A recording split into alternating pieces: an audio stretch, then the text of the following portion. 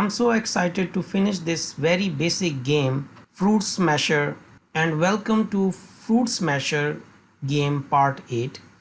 In this session, we will learn how to display the scorecards and how to limit the number of fruits to be tossed, and we will also look into the settings where we can run this game on different platforms, which means we will work with the build settings also.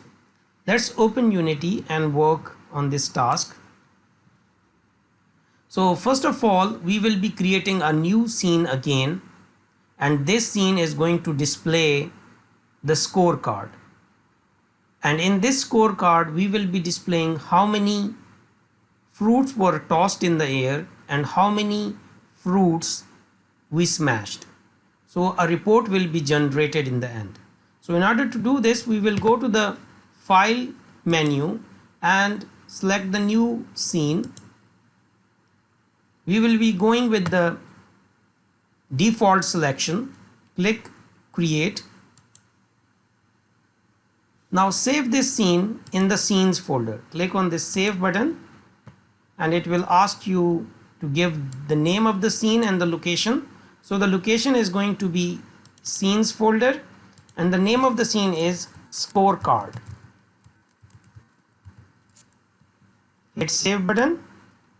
So the scene is created now inside the scenes folder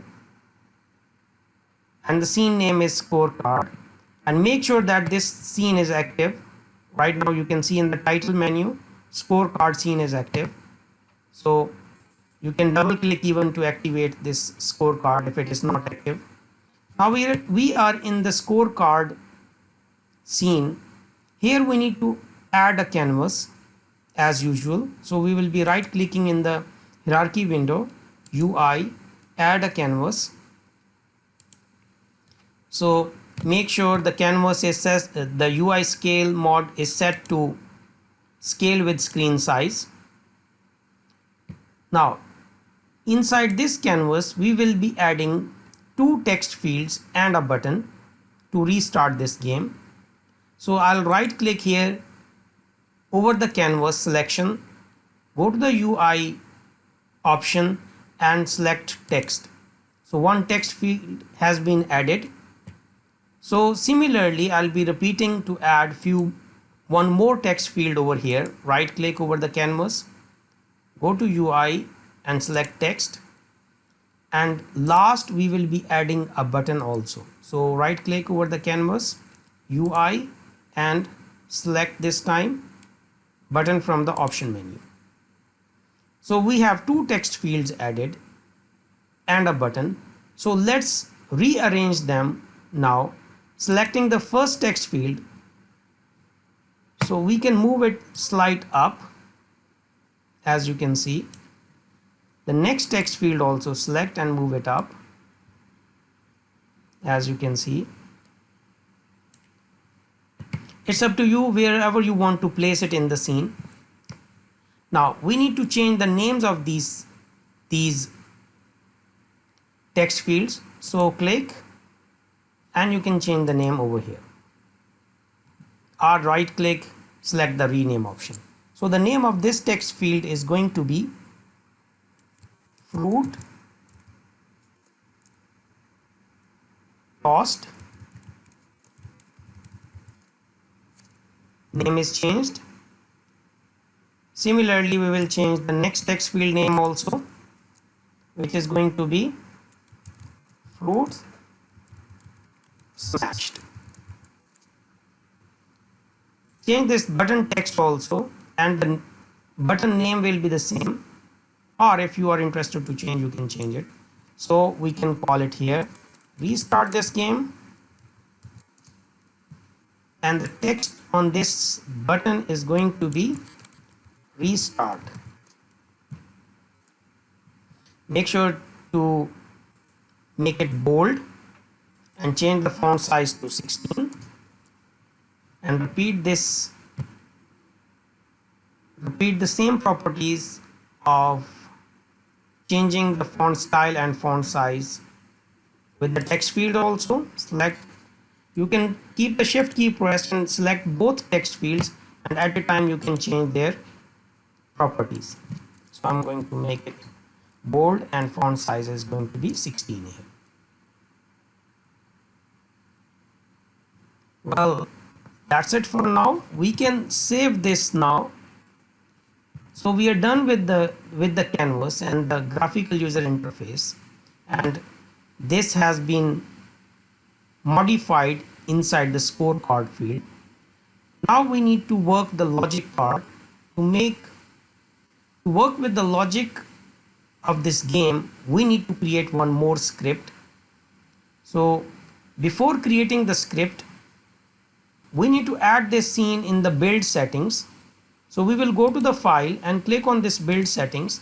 This dialog box will pop up. You know, in our last video session, we understood how to add these scenes and how to arrange them in the build settings. Similarly, we will be adding the scorecard scene as well. This is going to be the third scene in our game. So I'm going to drag and drop it at index 2. So this scene is also attached or added in the build settings. So just make sure that this scene is added in the build settings. You can close this build settings dialog box. Now we need to work on the logic of this game, and to build the logic we will be creating the script.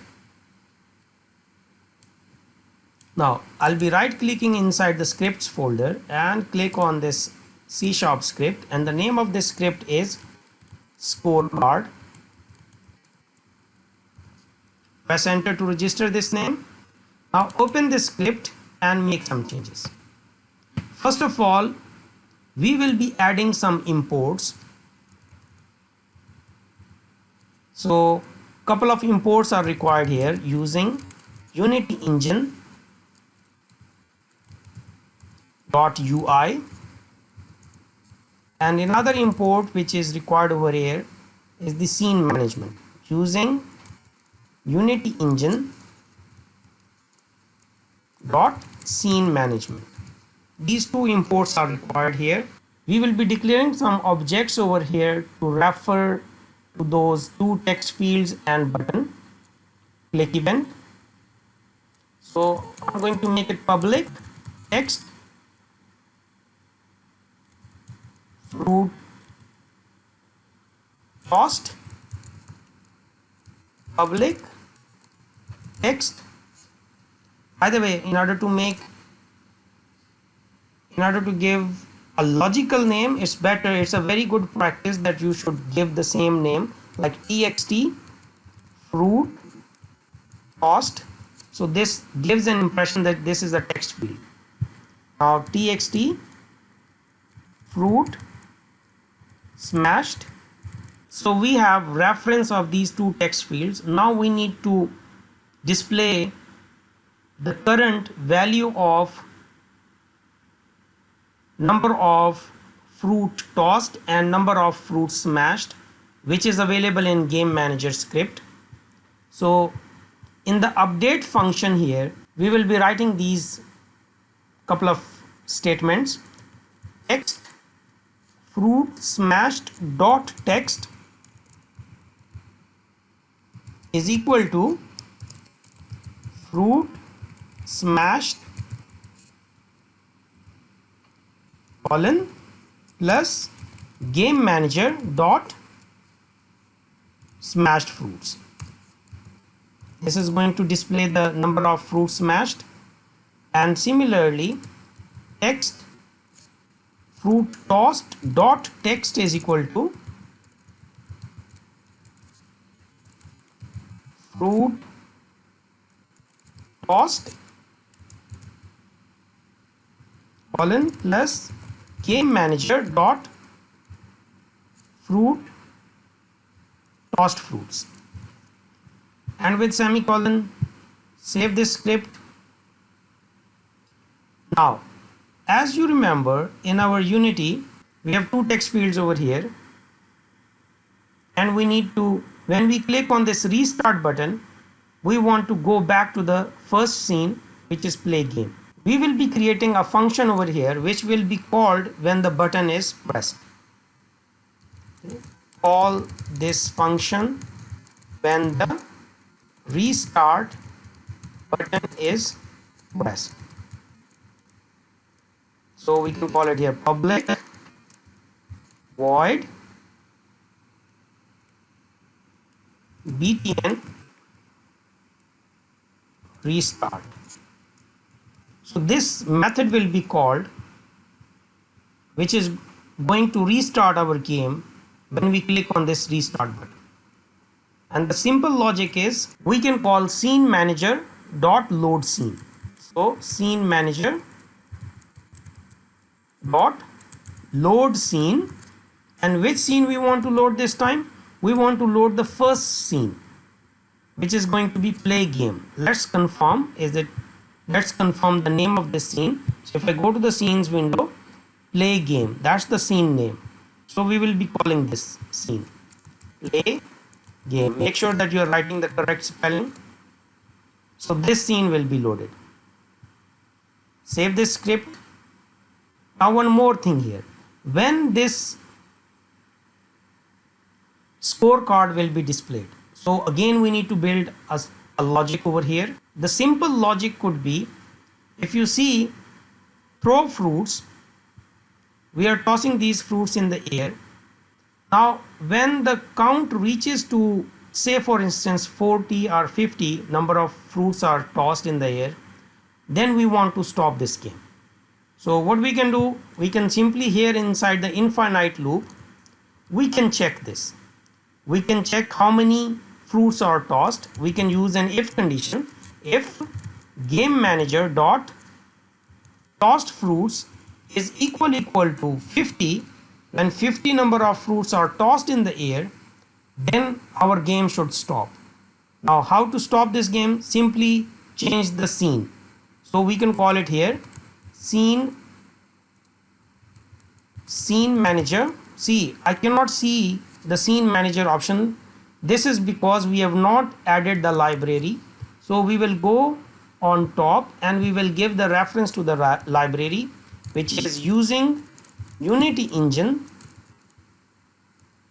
dot scene management. Now we can access the contents of this library. So we can simply call this statement scene manager dot load scene, and this time we will be loading this scorecard scene. If I go back to the Unity and see, this is the name of the scene, scorecard.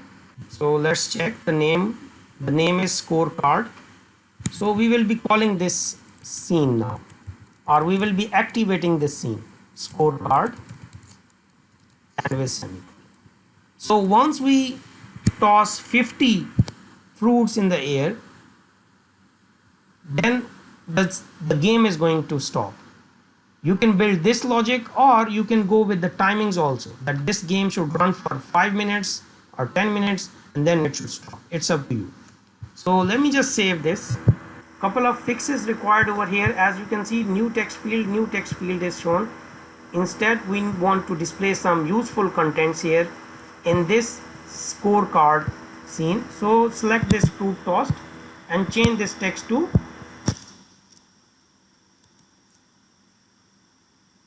number of fruits tossed. By default it is going to be 0. Similarly we will change the next also. Number of fruits smashed is 0 also. But you can see we cannot see the content. The reason is the size of this text is not big enough to display those contents. So what we can do, we can increase the width. So maybe 250 width will be good enough. So select the next fruit smashed and change the width to 250. Now we need to connect the script with this canvas. So select the canvas, go to the scripts folder, and this time we have this scorecard script. Attach this script to the canvas. So this is attached to the canvas now. Now it is asking me the reference to two text fields. One is text field tossed, fruit tossed. So you need to connect it, and fruit smashed. So we have established the connection of these two text fields. The last option is we need to connect this restart button with the button click listener. So scroll down and click on this button. Restart button has on click event. So click on this plus icon. Now drag and drop this canvas on this none object type so that it should take the script reference. So drag and drop here. See, the script reference is given. Now which script we are calling and which method we are going to call when we click on this button. So click on this drop down menu. Here we are going to call scorecard. Inside the scorecard we have this button btn restart function. So this function will be called when we click on this restart button. And what is the functionality for this restart button? The functionality is it is going to take us back to play game scene. So save this complete game. You can press Ctrl S as a shortcut key. Now if I activate the play game scene, double click on this play game scene. I'm in the play game scene. Now if I play this game, you can see the play game is active right now. So if I click on this play game, see the game is started. Now it is going to check. Now this game is going to run till 50 fruits are tossed. Now just observe, we are very close to number of 50 fruits tossed. So once we reach to this number 50, our game is going to stop and it is going to show us the report card. As you can see, the scorecard is shown. Now fruit tossed 51, fruit smashed 17 only. So if I click on this restart button, it should take me back to play game scene. So if I click on this restart button, see, I'm in the play game scene again. So if I click on this play game again, so this game is going to start again with 0 fruits tossed and 0 fruits smashed over here. Let me stop over here.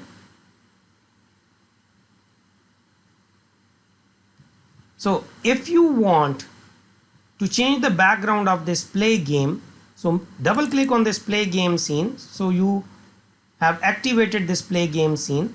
You can change the background. Instead of showing this default background, click on this main camera, and from here clear flags, click on this drop down option and select solid color, and you can change the background color. Let's say I want to display this light sky blue color as a background. The background has been updated. Similarly, you can activate the fruit smashed game, save changes. It is going to ask you whenever you switch between different scenes, so previous changes have to be saved first. So save those changes. So this is fruit smashed game.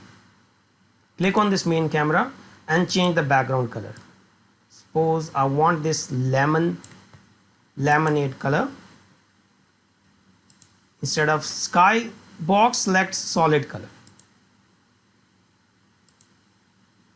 So we can change this to light lemonade color. Similarly, we can save those changes, press Ctrl S, and scorecard also you can give the background color. Select the main camera, change the sky box to solid color, and change the background color to, say for instance, sky blue color. So save it. Now if I run this game again, make sure that you are in play game scene. This scene is active. Now click on this play button. Now when the game is gonna start with the background color also. Now if you click on play game, so you can see this background color for this game also. So I can stop this game now. Let's suppose we want to run this game on different platforms. So the final part of this game is you need to build the settings. So click on this file and click build settings. So right now if you see PC, Mac and Linux standalone, this game is going to run on. So if you want to run this game on Android, so you need to select this Android and click on switch to platform and then click on build and run. It is going to generate some binaries and APK file which you can install it on any Android device. You can even go with the WebGL if you are interested to run this game on a website. So I'm pretty much comfortable with PC, Mac and Linux standalone. So what I'll do, I'll simply click on build and run. Well, if you are interested to tweak some changes, like when you run this game, the Unity default screen or logo should not appear and you want to display your own logo, then you can go to the player settings. Now in the player settings, you can make some changes.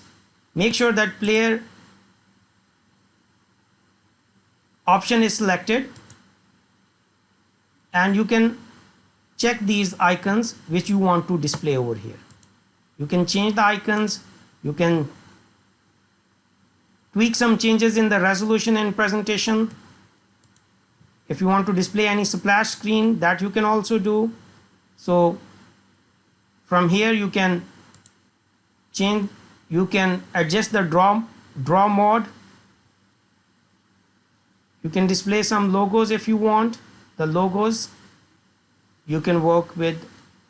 You can change some other settings as well. I'm very much comfortable with these settings. Let me close this dialog box, project settings. Now I'll be clicking on build and run.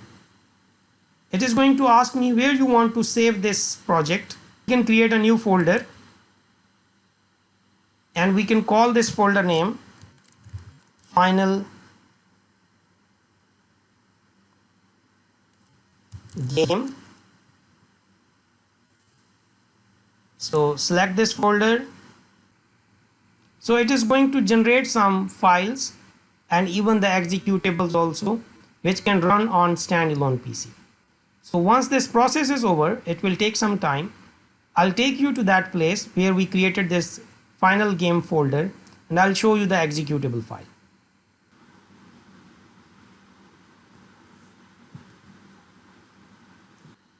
So once the build setting is over, it will start running our game directly. So we can directly play this game.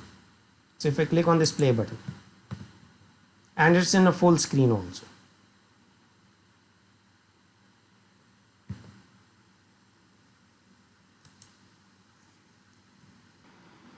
Now I'm in the Fruit Smasher game project. There is a final game folder. If I open this final game folder, you can see this Fruit Smasher and executable file. So if you just double click on this application, your game is gonna start.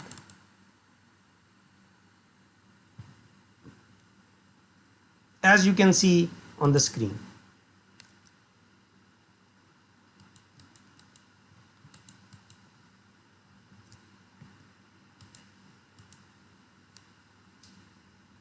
I hope everything is clear now and you guys have enjoyed and learned from these video sessions. So congratulations on building your first basic game in Unity. I'll be working on some advanced games also, so please keep an eye on this channel. So the new video sessions will be uploaded soon. Thank you very much, and I'll see you in the next video.